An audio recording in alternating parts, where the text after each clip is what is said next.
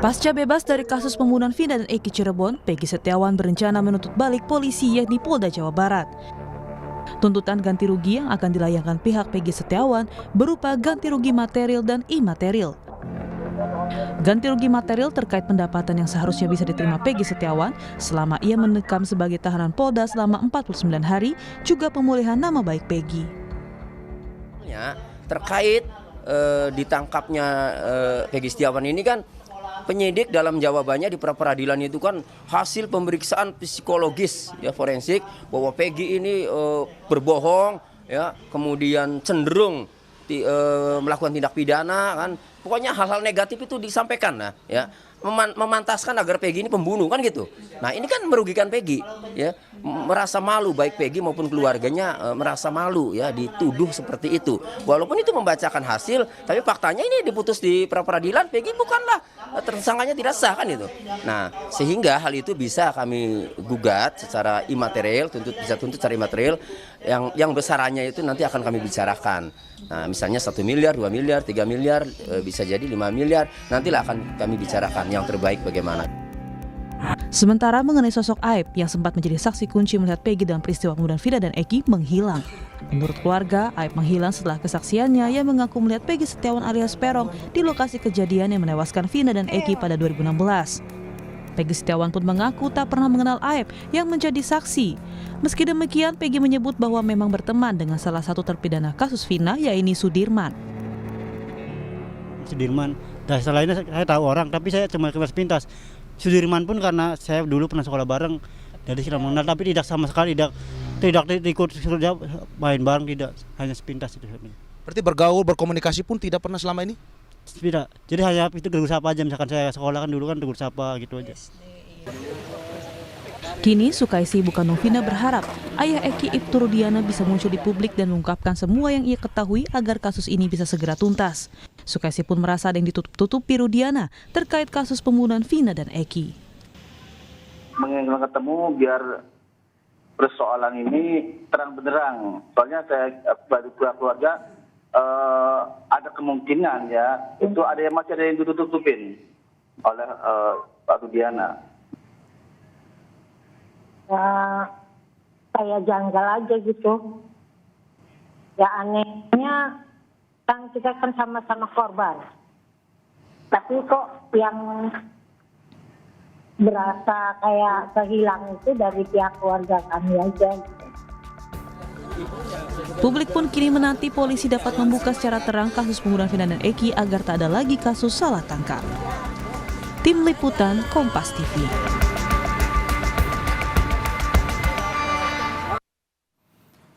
Saudara Peggy Setiawan akhirnya bebas dari status tersangkanya atas kasus pembunuhan Vina dan Eki di Cirebon. Peggy pun menuntut pihak polisian yang telah merugikan dirinya atas kasus ini. Lalu apa saja kerugian dan tuntutan yang dilayangkan Peggy? Lalu bagaimana seharusnya polisi bisa menuntaskan kasus ini? Kita ulas bersama sejumlah narasumber yang hadir di studio pagi hari ini. Ada Peggy Setiawan langsung yang saat ini sudah benar-benar menjadi warga negara Indonesia kembali ya. Warga negara biasa yang sebelumnya ditetapkan sebagai tersangka tapi sama sekali tidak terbukti. Lalu juga ada Ibu Sugianti Iriani, kuasa hukum dari Peggy Setiawan ya Bu ya. Selamat pagi Bu Yanti. Dan melalui sambungan virtual ada Kapolda Jawa Barat periode 2016-2017, Inspektur Jenderal Polisi Purnawirawan Anton Carlian. Selamat pagi Pak Anton. Selamat pagi, Assalamualaikum warahmatullahi wabarakatuh. Waalaikumsalam warahmatullahi wabarakatuh. Saya ke Kang Peggy dulu nih. Peggy, kalau kemarin saya sudah sempat nyimak ya, ada beberapa tuntutan gitu setelah Peggy bebas gitu ya, setelah dibebaskan statusnya sebagai tersangka. Ada kerugian material dan imaterial begitu kira-kira ya, Bu Yanti juga ya. Selain yang sudah dilayangkan tuntutan terhadap pihak kepolisian, ada tuntutan lain selama ini yang belum tersampaikan kira-kira ke publik, kepada polisi?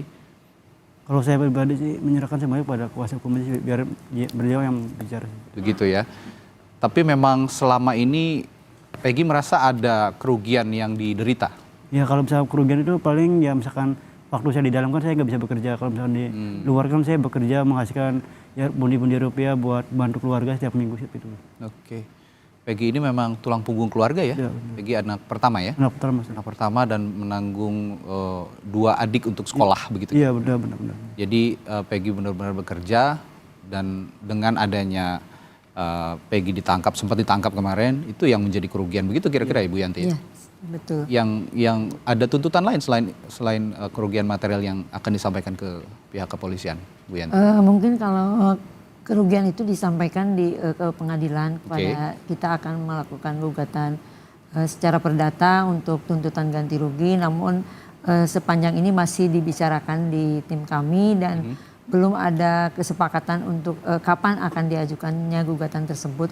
Mungkin kami juga akan sebagai tim kuasa hukum akan koordinasi lagi bersama keluarga apakah memang mau mengajukan tuntutan ganti rugi atau tidak. Oke.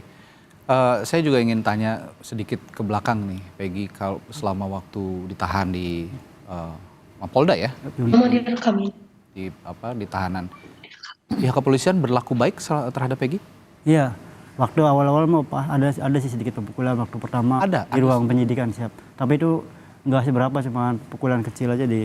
Kenapa pada saat itu ada kontak fisik dengan Peggy? Ya, apa alasan polisi? Mungkin aku kan tetap kekeh dalam pendirian aku bahwa aku memang tidak bersalah. Jadi mereka juga mungkin kekeh dalam pendirian mereka bahwa aku tidak bersalah. Jadi seperti itu kurang lebihnya. Jadi ada seperti dipaksa untuk mengaku bersalah begitu kira-kira? Ya kurang lebih sih, kurang lebih seperti itu. Tapi saya tidak merasakan itu karena saya sudah mengikhlaskan itu.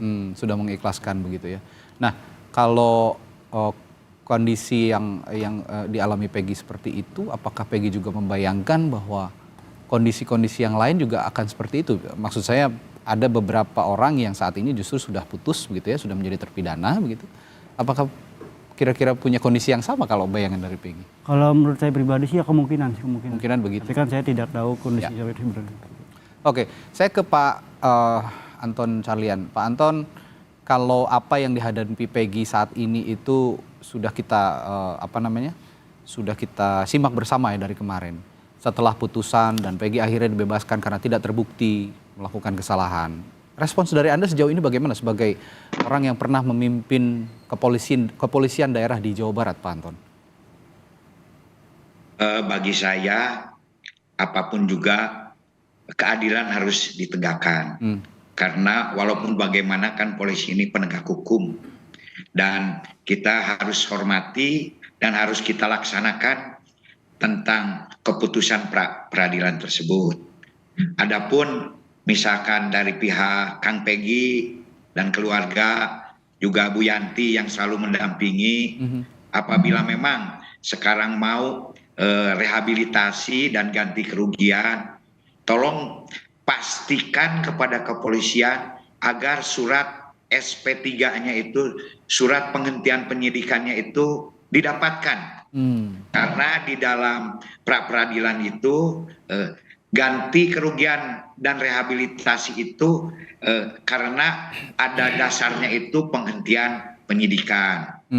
Dan adapun apabila ini memang sudah jadi kesepakatan, mohon juga segera, karena berdasarkan surat edaran Mahkamah Agung, Bu Yanti juga tahu, nomor 11 tahun 85 itu waktunya itu hanya 14 hari setelah surat penghentian penyidikan. Ini jadi harus segera gitu kan dilakukan. Adapun mungkin kita ketahui bersama masalah ganti rugi itu diatur di dalam pasal 22 dan pasal 95 KUHP. Adapun rehabilitasi pasal 23 dan pasal 97.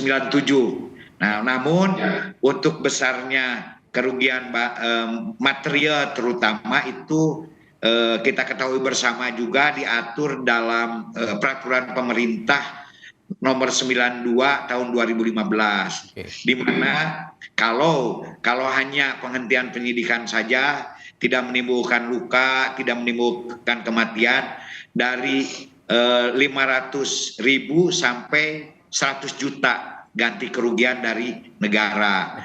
Namun apabila ada luka berat, nah itu dari 25 juta sampai 300 juta.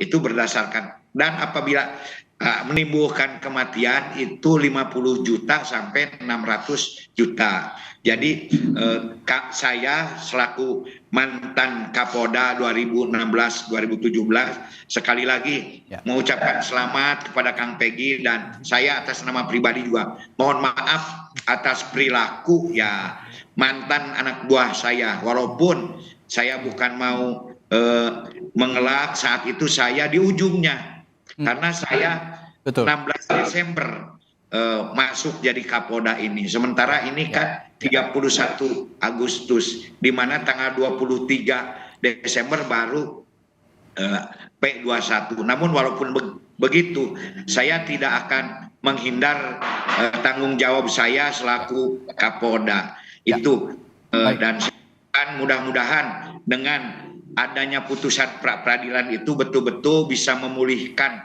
nama baik dan hak martabat Kang Peggy yang kemarin sudah mengalami musibah. Anggap saja ini sebagai satu ujian.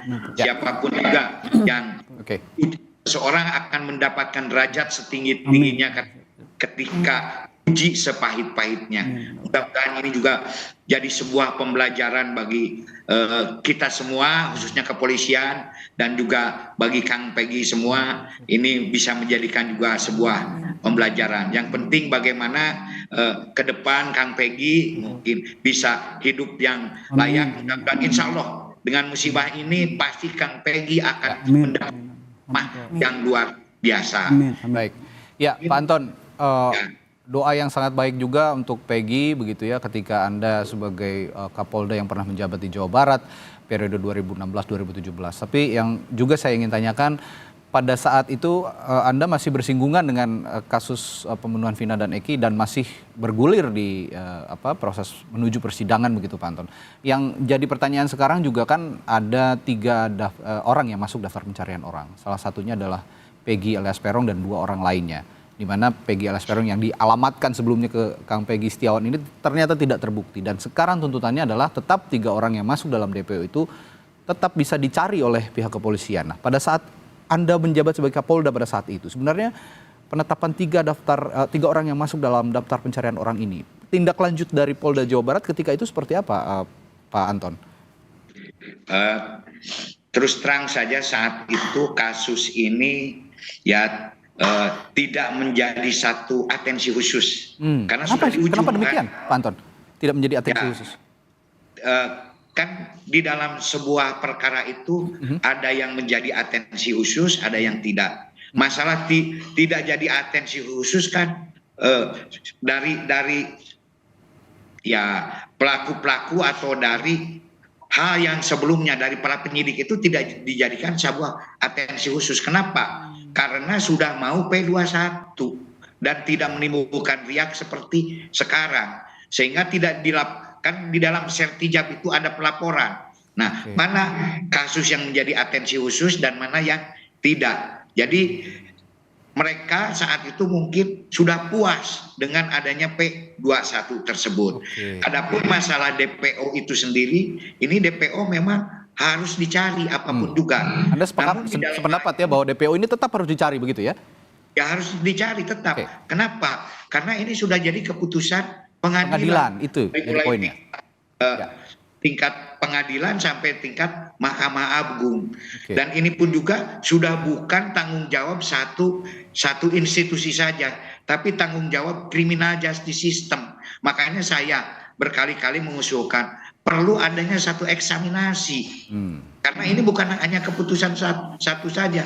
Kalau misalkan ini hanya tindakan kepolisian, tapi mau tidak mau sekarang ini sudah jadi keputusan tiga criminal justice system. Eksaminasi itu kan kita ketahui sama juga, ada eksaminasi internal, ada eksaminasi publik.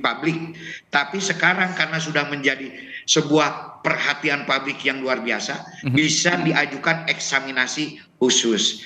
Apa eksaminasi itu? Untuk menguji bagaimana penuntutan jaksa, untuk menguji bagaimana prosedur keputusan hakim itu bisa dievaluasi dan bisa analisa. Dan semuanya juga kan kita harus melalui satu processing penegakan hukum dan ranahnya ada di sana. Termasuk untuk para penyidik pun juga perlu diadakan audit penyidikan atau audit investigasi. Sebagaimana dari awal saya pernah menyampaikan, tolong ini adakan audit investigasi agar kita bisa merekonstruksi ulang siapa sebetulnya tersangkanya. Oke, ini yang harus sama-sama kita cermati. Sekarang kan salah satu permasalahan saksi. Ini saksi ini harus didalami. Betul tidak? Bahkan saya berkali-kali mengatakan, apabila membuat sebuah kesaksian palsu akan diancam pasal 242 sumpah palsu yang ancaman hukumannya sendiri adalah 9 tahun. Dan itu pun juga apabila sudah dinyatakan di sidang pengadilan. Ini.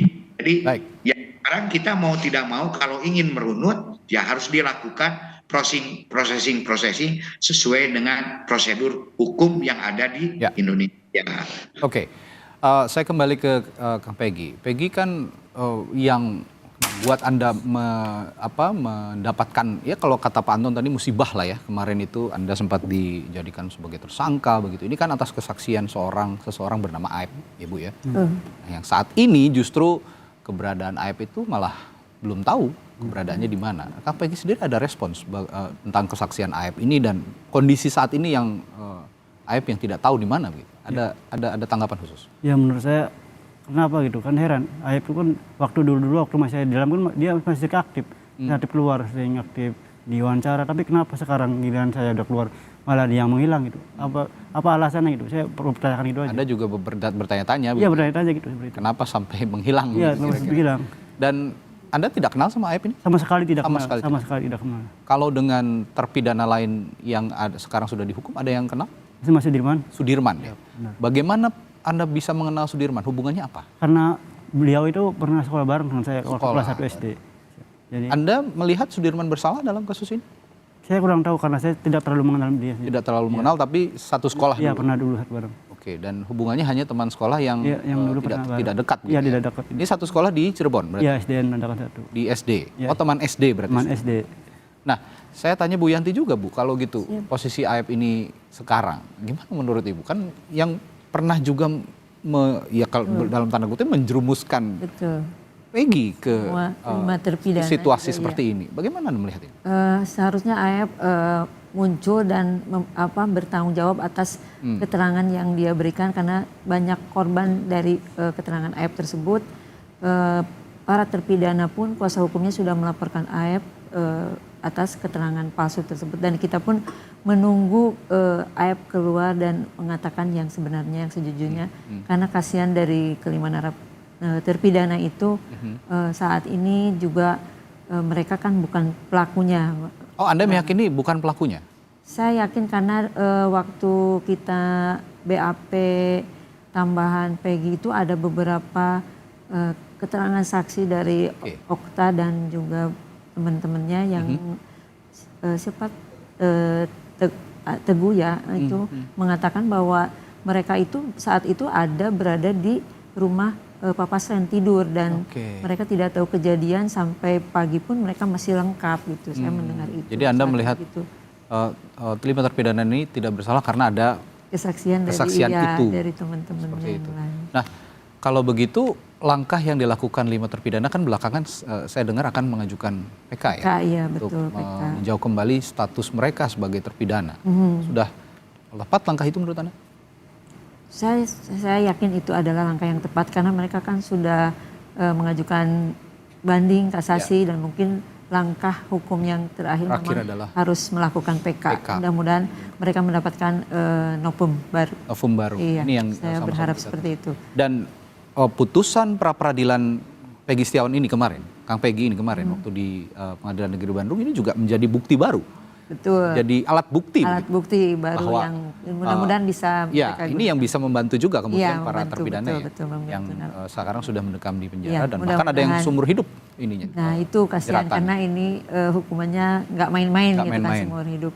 Kasihan juga kalau memang bukan pelakunya. Ya. Saya kembali ke Pak Anton. Pak Anton, ini kan ada seseorang bernama Aep yang akhirnya menjerumuskan banyak orang masuk dalam lingkup pidana dan akhirnya sudah dipenjara. Nah, termasuk Peggy Setiawan yang kalau Peggy Setiawan ini akhirnya lolos karena memang bukan Peggy alias Peron yang dimaksud oleh polisi. Anda melihat sekarang Aep kalau posisi Aep ini tiba-tiba menghilang gitu. Anda melihatnya bagaimana? Polisi apakah sesulit itu mencari Aep atau harus ada keterangan baru dari Aep untuk harus ada kemunculan dari Aep untuk mempertanggungjawabkan pernyataan sebelumnya atau kesaksian sebelumnya, Pak Anton? Ya, memang setiap perbuatan kan harus dipertanggungjawabkan. Ya. Apalagi ini menyangkut ya status orang lain. Dan dari awal juga saya menyatakan bahwa kesaksian itu adalah salah satu alat bukti yang paling rawan. Ya. Karena lidah tidak bertulang. Hari ini bisa A, besok bisa B. Itu yang paling bagus itu di dalam tindak pidana itu physical evidence, yaitu bukti-bukti mati, apalagi nanti dikuatkan dengan scientific investigation. Jadi di dalam hal ini, ya Polri harus merekonstruksi ulang. Jangan sampai kejadian seperti sekarang ini terulang kembali. Sama seperti pernah saya katakan, kenapa terjadi peristiwa Sengkon dan Karta. Sengkon dan Karta itu terjadi karena kesaksian juga.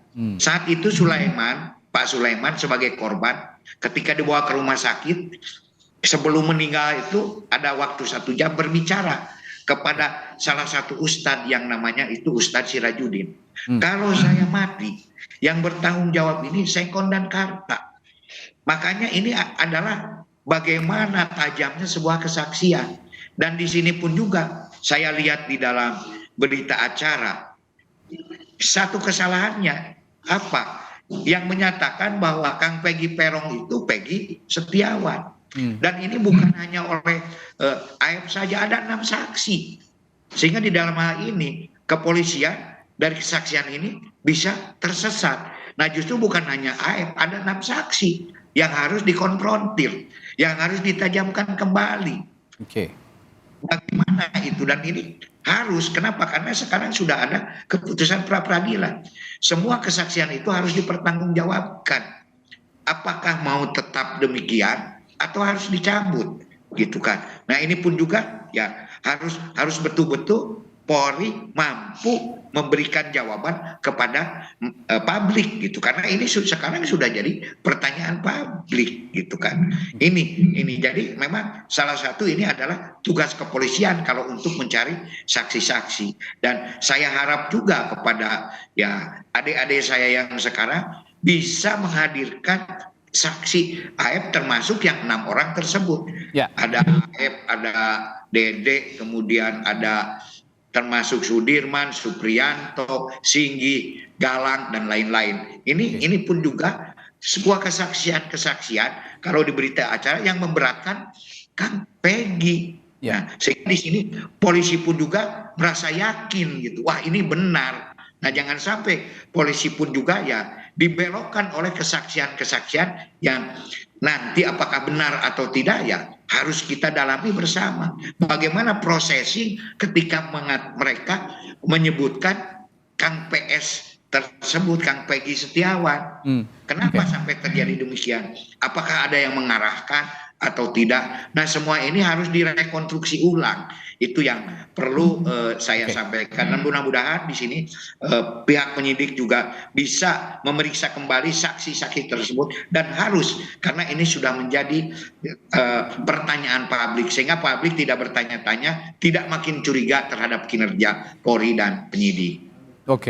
Nah ini saya juga tertarik Pak Anton ketika Anda tadi mengatakan atau mengungkap begitu ya, mungkin ini baru ketahuan sekarang juga bahwa kasus Vina ini pada saat Anda melakukan sertijab dengan Kapolda sebelumnya begitu, ini tidak menjadi atensi sehingga tidak diestafetkan dengan menjadi atensi khusus gitu ya kasus ini. Saya tertarik dengan keterangan Anda yang tadi. Ada setelah berjalan ada ada keterangan khususkah dari Kapolda sebelumnya? Kalau saya tidak salah itu ada Pak Bambang Waskito ya Pak Anton ya, pada saat itu Kapolda sebelum Anda tidak ada komunikasi, tidak ada estafet dengan baik. Ada alasan khusus ketika Sertijab mengapa kasus Vina ini tidak menjadi atensi khusus? Karena ini melibatkan orang banyak begitu dan waktunya 8 tahun baru ramai lagi sekarang kan ini sangat harus dipertanggungjawabkan sebetulnya. Ya kalau masalah alasan kan tentu dari pejabat lama ya saya kurang paham. Artinya Tapi tidak ada komunikasi sama sekali begitu Pak ya? Ya karena tidak jadi sebuah atensi khusus otomatis tidak menjadi perhatian, apalagi ini kemudian sudah P21, apalagi sudah diputus oleh pengadilan bahwa dihukum, tingkat PT juga pengadilan tinggi dihukum. Artinya kan ini seolah-olah tidak ada kendala, tapi ternyata kenyataannya di ujung-ujungnya menjadi demikian, ada satu kesalahan prosedur kalau memang ada kekeliruan. Makanya untuk mengetahui bagaimana kesalahan prosedur itu perlu dilakukan upaya-upaya yang sesuai dengan prosedur hukum di Indonesia.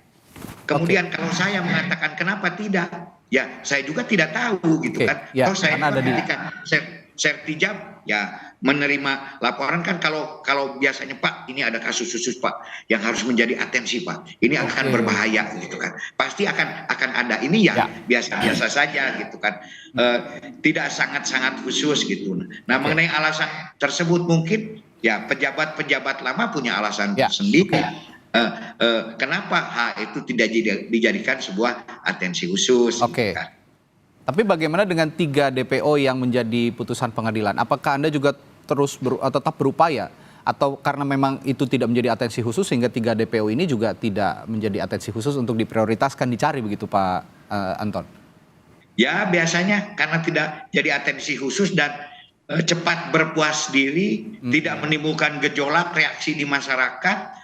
Ya, sementara pekerjaan itu begitu banyak sehingga ya sudahlah, udah menangkap 8 juga mungkin ya, udah menangkap 8 juga ini sudah merupakan sebuah prestasi. Padahal apapun juga secara teknis ini harus tetap dikejar yang 3 orang itu. Kenapa? Karena kan di dalam keputusan Mahkamah Agung sudah jelas bagaimana peran Peron, bagaimana peran Andi, bagaimana peran Dani, itu sudah jelas. Ada peran-peran, otomatis kalau ada peran kan ada wujudnya, ada sosoknya, ada makhluknya, dan itu tetap harus dicari gitu kan. Dan tidak bisa juga mengatakan bahwa ini fiktif, tidak ada, harus betul-betul diupayakan secara maksimal.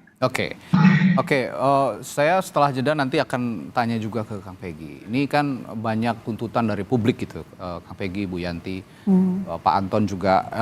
Saya kemarin berbincang dengan beberapa analis kepolisian, lalu pakar hukum pidana begitu, bahwa sebenarnya kasus ini yang harus dikejar ujungnya adalah penangkapan 3 DPO yang dimaksud. Sampai saat ini belum tertangkap begitu. Bahkan sampai ada salah tangkap nih, Kang Peggy menjadi korban salah tangkap karena gara-gara 3 DPO ini nggak ketemu-ketemu gitulah kasarnya begitu. Nah ada tuntutan bahwa kasus ini lebih baik dibuka kembali mulai dari proses penyelidikan, penyidikan, lalu sampai ke persidangan begitu. Ini berentet. Meskipun Kang Peggy saat ini sudah tidak ada sangkut pautnya sama sekali dengan kasus pembunuhan Vina ini, bersih namanya Kang Peggy ini bersih. Tapi setidaknya kan sudah menjadi atensi masyarakat. Nah kita sebagai masyarakat biasa juga punya atensi khusus akhirnya dengan kasus pembunuhan Vina. Saya akan tanya ke Kang Peggy bagaimana pendapat Kang Peggy nanti setelah jeda jika kasus ini dibuka kembali dan melibatkan Mabes Polri di dalamnya untuk mengulang kembali perunutan kasus pembunuhan Vina dan Eki. Sesaat lagi di Sapa Indonesia Pagi. Tetaplah bersama kami. Kembali di Sapa Indonesia Pagi masih bersama Peggy Setiawan dan kuasa hukum Peggy, Ibu Yanti, dan ada Pak Anton Carlian, Kapolda Jawa Barat periode 2016-2017. Saya ke Kang Peggy nih. Peggy, kalau melihat kondisi saat ini begitu ya, kan ada tuntutan bahwa kasus pembunuhan Vina dan Eki ini sebaiknya dibuka lagi untuk mencari siapa sebenarnya 3 orang DPO ini yang akhirnya mengakibatkan Kang Peggy juga ditangkap, salah tangkap nih gitu loh. Ini 3 orang ini harus dipertanggungjawabkan, harus tetap dicari gitu. Nah ada usulan bahwa ini sebaiknya dibuka lagi penyidikan sampai sidang lagi gitu, melibatkan Mabes Polri dan penyidik-penyidik ataupun personel kepolisian yang saat itu melakukan penyelidikan dan penyidikan. Bagaimana kalau ini akhirnya dibuka kembali menurut? Ya menurut saya itu sangat bagus sih. Jadi supaya semuanya jelas, supaya keadilan bisa tetap tegakkan itu aja. Jadi tetap mendukung untuk kasus ini dibuka seterang-terangnya. Mendukung, gitu ya? mendukung. Bu Yanti, Anda juga sependapat dengan? Ya, saya sependapat tadi dengan Pak Anton bahwa itu harus dilakukan eksaminasi, kembalikan ke titik nol agar kalau memang ada motif pembunuhan di sana, kita harus cari 3 DPO itu, kan seperti itu. Namun kemarin pada saat kita pra-peradilan itu kan termohon mengatakan bahwa peristiwa hukum dari perkara ini adalah awalnya itu adalah pengeroyokan. Berarti kan itu pasalnya 170 ya, pengeroyokan yang mengakibatkan kematian. Itu kan pasalnya tidak masuk ke 340 kalau kita kemarin kaji di peristiwa hukum yang disampaikan oleh termohon. Dan termohon juga memang kemarin ada tindakan dari para pelaku Peron supaya Andika itu kan kalau memang dihapuskan, dipiktifkan peristiwa hukumnya nanti kan akan berubah. Makanya kabur kalau gitu ya? kabur ya, kalau memang benar itu adalah motifnya pembunuhan dan pemerkosaan ya memang harus dilakukan eksaminasi kembali ke titik nol agar perkara ini menjadi lebih terang dan siapa pelaku sebenarnya. Kalau ada tuntutan melibatkan atau diambil alih oleh Mabes Polri dari pusat, Anda juga sependapat dengan ini? Iya mungkin supaya lebih baik memang karena benar-benar masyarakat sudah tidak percaya dengan Polda Jabar, jadi mungkin memang gitu lebih ya? baik Jadi, diambil alih oleh Mabes Polri. Iya. Dan diawasi langsung. Ya mungkin saat ini memang masyarakat sudah sedang tidak percaya dengan Polda Jabar, lebih baik memang diambil alih. Karena peristiwa Peggy ini tadi kemarin ya, ada peristiwa Peggy yang dibilang salah tangkap akhirnya, error in persona itu tadi, terbukti benar-benar ternyata Polda Jawa Barat melakukan error in persona, jadi akhirnya ada distrust, ya ada distrust dari publik agar penyelidikan ini dilanjutkan oleh Polda Jawa Barat. Tapi saya juga akan tanyakan ke Pak Anton kalau begitu. Memungkinkan tidak Pak Anton kalau memang ada tuntutan sebaiknya kasus ini dibuka dari awal, melibatkan personel kepolisian yang pada saat kejadian pembunuhan Vina itu melakukan penyidikan dan langsung diawasi atau di take over, diambil alih oleh Mabes Polri. Ini memungkinkan nggak secara secara mekanisme Pak Anton? Ya semua juga bisa mungkin terjadi karena memang ini sudah jadi pabaliut gitu kan. Jadi memang harus dirunut dari awal gitu kan. Bagaimana para penyidik pertama itu sampai memutuskan kenapa sampai ada 8 tersangka. Ini kan harus dirunut ini. Nah sekarang ini pun juga kan jadi pertanyaan. Nah masalah DPO juga ini kan dilematis. Sampai sekarang saja DPO ini dari 3 menjadi 1. Ini artinya kan ada keterangan yang berubah-ubah karena sudah 8 tahun. 8 tahun ini bukan hal yang sulit. Dan juga ini awalnya salah satu awal kesulitan penyidikan ini pertama kali itu dilaporkan sebagai kecelakaan lalu lintas. Sehingga bukti-bukti yang seharusnya dikumpulkan oleh Polri saat itu mungkin sudah banyak yang terbuang. Mungkin ada yang dibuang ke sungai, kemana.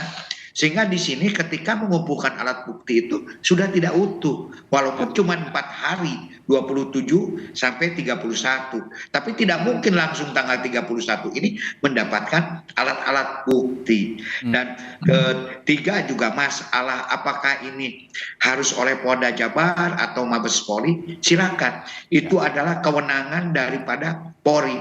Dan hal itu bisa-bisa saja terjadi kalau di kepolisian. Kalau memang Polda Jabar mungkin saat ini kurang dipercaya, ya silakan diambil Mabes Polri. Tapi kalau mau diambil Polda Jabar juga harus berhasil. Kenapa? Untuk memulihkan trust. Biar masyarakat nanti percaya bahwa Polda Jabar pun juga mampu membuat sebuah penyidikan yang terang benderang dan tidak berat sebelah untuk tetap mewujudkan keadilan.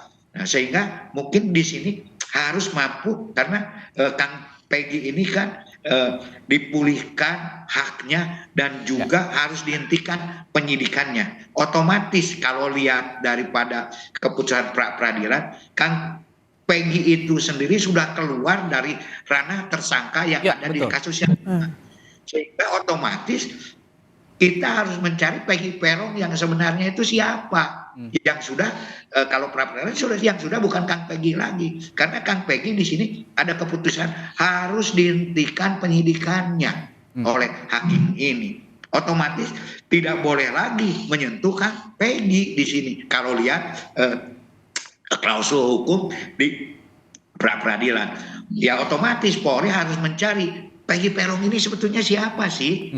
Nah, ini adalah tantangan yang besar bagi Polda Jabar. Masalah apakah itu Bareskrim atau Polda Jabar kita serahkan saja kepada para pejabat Polri sekarang. Tapi saya juga sebetulnya setuju juga sih kalau Bareskrim, karena dengan Bareskrim dari pusat itu, begitu ya. Ya segala sesuatunya sudah lebih lengkap lah. Di sana ada dokter kehakiman, di sana ada forensik, ada inapis dan lain-lain, sehingga koordinasinya itu bisa lebih cepat begitu kan. Dan satu lagi bahwa bukti-bukti saintifik tadi yang physical evidence yang dimaksud oleh Pak Anton ini juga mungkin kalau di take over oleh Bareskrim, oleh Mabes Polri bisa muncul akhirnya begitu, yang selama ini tidak muncul akhirnya bisa muncul. Nah, yang diharapkan itu oleh publik, termasuk juga kalau memang sejak awal ternyata sudah salah prosedur, sudah salah penetapan, jangan-jangan 3 DPO ini yang dimaksud bukan orang yang itu begitu, ada orang lain yang sengaja disembunyikan tapi diubah begitu namanya menjadi 3 orang yang masuk dalam DPO. Ini bisa saja terjadi dan makanya harus diaudit. Harus diaudit, betul Pak Anton. Nah, sejak awal memang dirunut lagi sejak awal. Jadi dalam hal ini Pak Anton juga kalau saya tangkap sependapat dengan tuntutan publik ya Pak Antonnya untuk merunut kembali kasus ini dari awal dan diambil alih oleh pusat. Nah, ada satu lagi yang jadi pertanyaan publik. Ibtu Rudiana, ayah dari korban juga sebenarnya, korban Eki ya, yang saat ini justru belum muncul ke publik dan tidak tahu keberadaannya di mana, belum tahu hingga saat ini. Pada saat itu juga memberikan keterangan yang memberatkan lah, bisa dibilang memberatkan para terpidana, termasuk juga ada singgungan dengan Peggy juga pada saat itu. Peggy melihat Ibtu Rudiana sekarang tidak ada, bagaimana kalau melihat? Ya, saya juga kembali bingung, hampir kayak Ayub, saya juga bingung kenapa gitu, kenapa si bapak ini kan kenapa nggak muncul, sebenarnya kan anaknya kan meninggal gitu loh. Saya juga gimana rasanya misalkan ibaratnya ya contoh anak saya terus di kemudian hari anak saya juga meninggal itu, kenapa nggak diperjuangin gitu. Itu saya lebih gitu. Ya seharusnya memperjuangkan ya, seharusnya memperjuangkan, karena dalam posisi ini juga Bapak Ibtu Rudiana ini sebagai ayah korban gitu kurang lebih ya. Anda juga melihat begitu Bu Yanti, bahwa ketidakhadiran Ibtu Rudiana saat ini, hari-hari ini setelah Peggy divonis tidak bersalah begitu di dalam pra-peradilan, apa yang Anda lihat dari fenomena tidak adanya Pak Ibtu Rudiana ini? Ini kan peristiwa ini berasal dari adanya laporan. Iya, dari laporan dari Ibtu Rudiana. Seharusnya pelapor itu ya dimunculkan pada saat gelar perkara pun harusnya muncul, akan dia bertanggung jawab dengan apa yang dia laporkan. Kalau perkara ini berawal dari adanya laporan, harusnya setiap orang yang ditetapkan untuk menjadi tersangka itu harus dilakukan pemanggilan terlebih dahulu. Iya. Kecuali memang tertangkap tangan, pada saat itu kan tidak tertangkap tangan ke 5 terpidana pun karena ada laporan dari Rudiana. Kenapa tidak dilakukan pemanggilan terhadap mereka untuk dilakukan klarifikasi dan bisa dipertemukan, dikomportir dengan pelapor seperti itu. Apakah betul laporan itu seperti ini dan mereka menyatakan apakah betul dari Rudiana ini begini, dan itu harus dikomportir seharusnya kalau memang itu ada laporan. Karena laporan awalnya ini dari Ibtu Rudiana begitu. Betul. Saya tanya juga ke Kang Peggy, pernah berkomunikasi dengan Pak Ibtu Rudiana sebelumnya? Sama sekali tidak pernah. Belum pernah ya? Sama sekali tidak. Dengan Bu Yanti juga belum pernah? Belum pernah, belum pernah. Harusnya kan pada saat gelar perkara itu kita bisa bertemu, tapi tidak pernah dipertemukan. Pada ini saya agak mundur sedikit ya, ketika Kang Peggy waktu itu dijerat begitu oleh polisi, ada upaya sebenarnya untuk menghubungi Ibtu Rudiana, Bu Yanti, pada saat itu? Kita hanya meminta kepada pihak penyidik untuk menghadirkan Ibtu Rudiana, termasuk pada saat peradilan pun kita meminta agar Ibtu Rudiana dihadirkan karena dia sebagai pelapor gitu, agar bertanggung jawab dengan apa yang dia katakan di dalam BAP-nya. Tapi pada nyatanya tidak diindahkan. Tidak pernah dihadirkan. Oke. Pak Anton, Anda melihat posisi Ibtu Rudiana yang saat kejadian ini sebenarnya ayah dari korban juga begitu ya dalam kasus pembunuhan Vina dan Eki ini, dia memberikan laporan dan akhirnya kasus hukumnya berjalan, tapi setelah 8 tahun berselang ada yang menimpa Peggy Setiawan hari ini, tapi ternyata juga tidak terbukti, dan sekarang tiba-tiba menghilang. Apa yang Anda lihat dari posisi Ibtu Rudiana saat ini, Pak Anton? Saya kira kalau Ibtu Rudiana ini tidak menghilang. Di samping banyak pertanyaan, kita pun juga harus apresiasi. Karena yang membuka awalnya kasus kecelakaan menjadi kasus pembunuhan atau pengeroyokan ini adalah Ibtu Rudiana.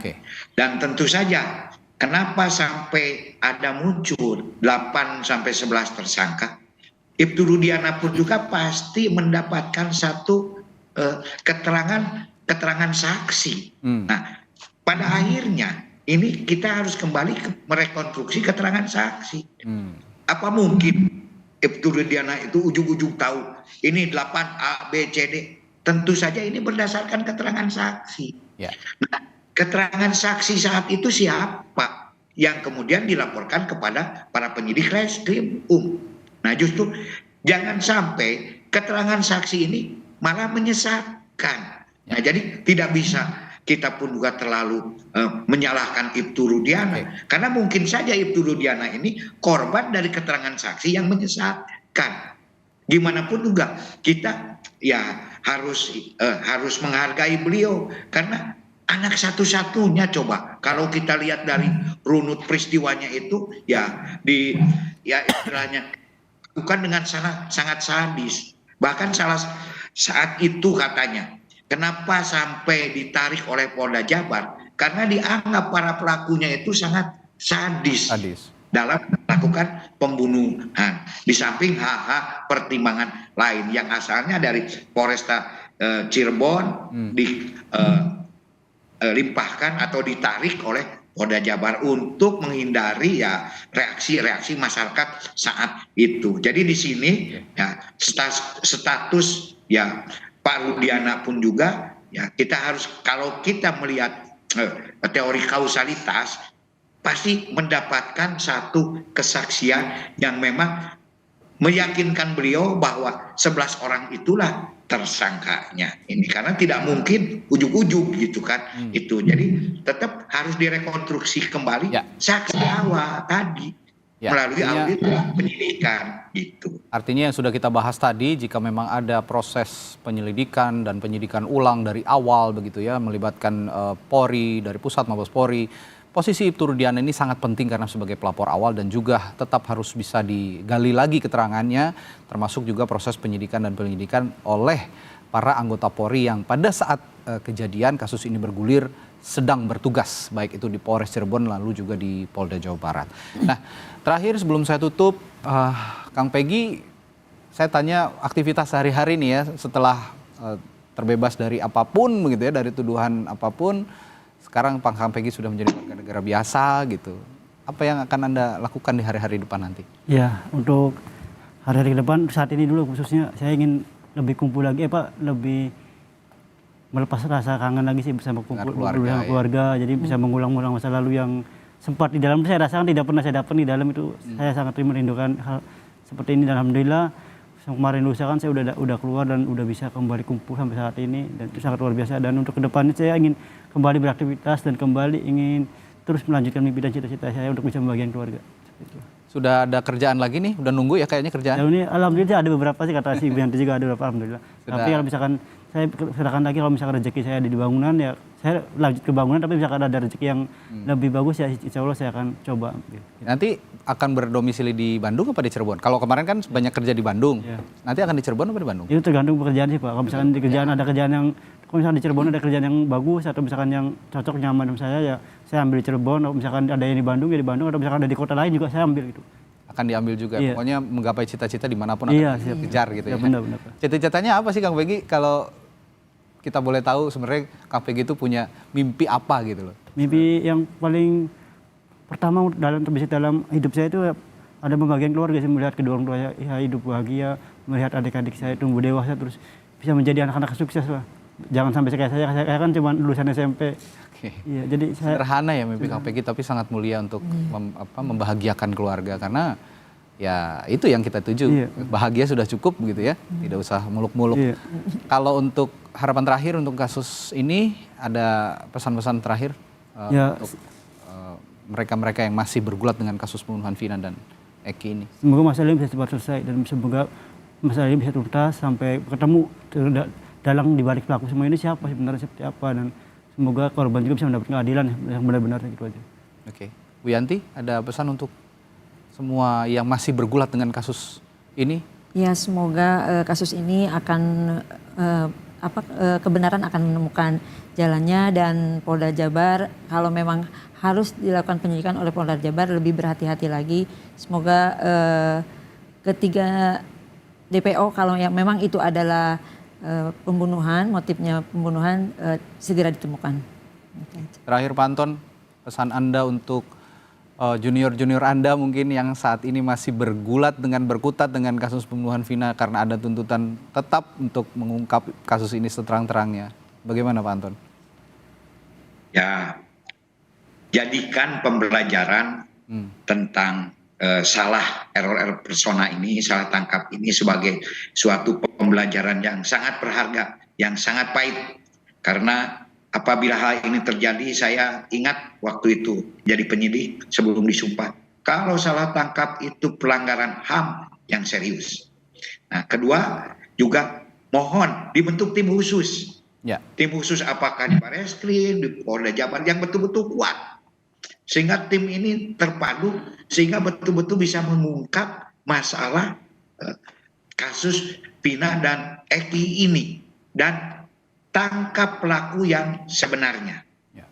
Yang ketiganya, agar pihak Polri responsif terhadap isu-isu. Jangan sampai isu ini dibiarkan terus. Ya. Ketika ada pertanyaan-pertanyaan, harus bisa segera diberikan keterangan kepada publik. Sehingga tidak menjadi sebuah isu-isu yang liar. Dan keempatnya ya, kita semua sama-sama berharap ya mudah-mudahan peristiwa ini bisa terang benerang, dan juga mudah-mudahan Kang Peggy juga bisa menjalani kehidupan yang lebih baik. Bahkan kalau menurut saya kayaknya ini mau jadi aktor nih, karena sudah banyak. Amin. Mudah-mudahan yang membidik Kang Peggy sekarang sudah jadi selebriti ini, sudah jadi public figure ini. Ini luar biasa kan, ini hikmah ya Kang Peggy ya. Hikmah. Mudah-mudahan aja, kita tidak tahu nasib orang itu, takdir itu sangat ya misterius gitu kan. Mudah-mudahan dengan ini Kang Peggy justru derajatnya makin meningkat. Amin. Itu dari saya mungkin. Oke, terima kasih Pak Anton Carlyan, Kapolda Jawa Barat periode 2016-2017 juga telah berdiskusi bersama kami.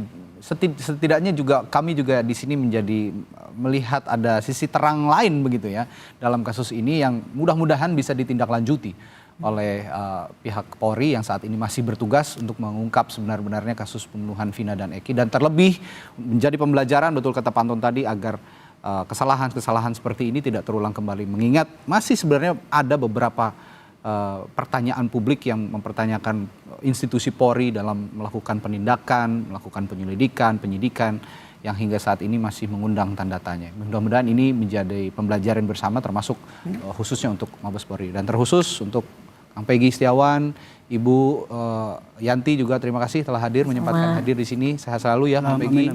Salam untuk keluarga di Cirebon. Nanti kita kapan-kapan main PS. Siap. Saya juga hobi main PS. Terima kasih sekali lagi ya. Assalamualaikum warahmatullahi wabarakatuh. Anton, terima kasih. Sampai jumpa lagi. Sehat selalu. Selamat pagi. Wassalamualaikum warahmatullahi wabarakatuh. Waalaikumsalam warahmatullahi wabarakatuh. Dan